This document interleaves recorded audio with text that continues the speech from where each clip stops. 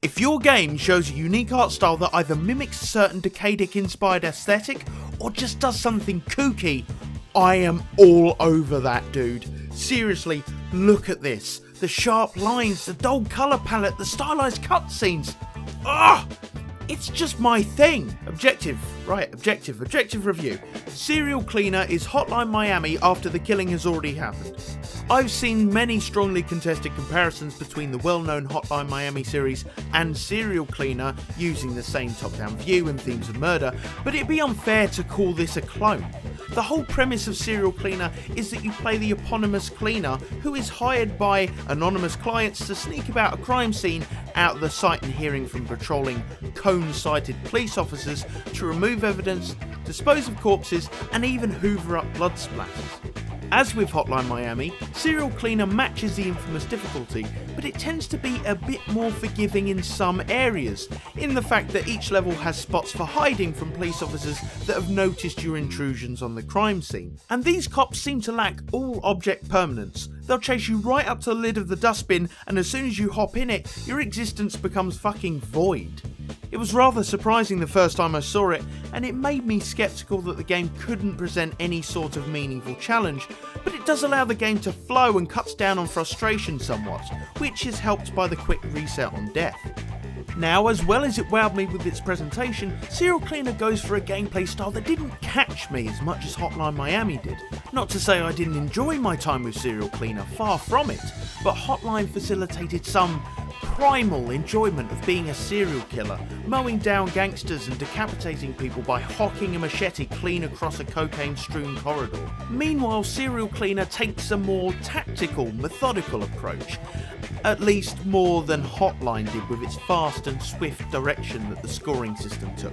This admittedly slow pace of carting about bodies and suctioning up blood tends to hamper those looking for a more upbeat experience, but one must remember that its similarities to Hotline should be disregarded when you treat Serial Cleaner as it's meant to be treated, as a stealth puzzle game.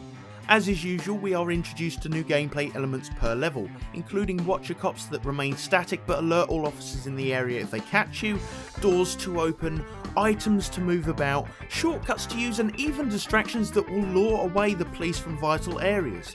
As mentioned before, getting caught means instant death via police brutality. In my mind, Hotline handles this a lot better, as if a death taunts you to try your hand at what you just did all over again. It feels skillful, it feels teasing, urging you to learn the enemy layout and patterns on the fly. Since stealth really is the highlight of Serial Cleaner, a reset means having to repeat the tasks of gathering evidence and retrieving bodies all over again. This leads to more annoyance than endeavour. It's a defeat more sour than sweet.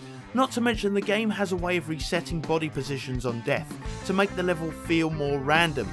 I'm unsure as to whether this helps or hinders the game. It certainly didn't bother me much.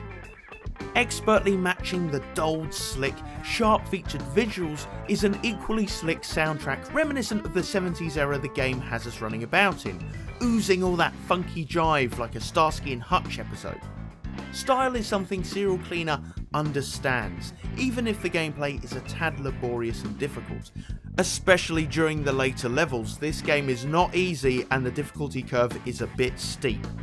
In a way, it's exactly like Cuphead. It's a growling evil bitch of an opponent to face, wrapped up in such lovable and recognisable artwork that it charms your pants off as well as helps you break yet another controller in half. I think the attention to detail is what makes Serial Cleaner shine so well.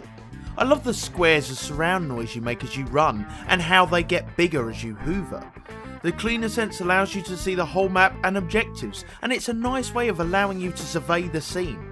Being able to choose your exit point from a hidden object is inspired, something I've not even seen in AAA stealth games.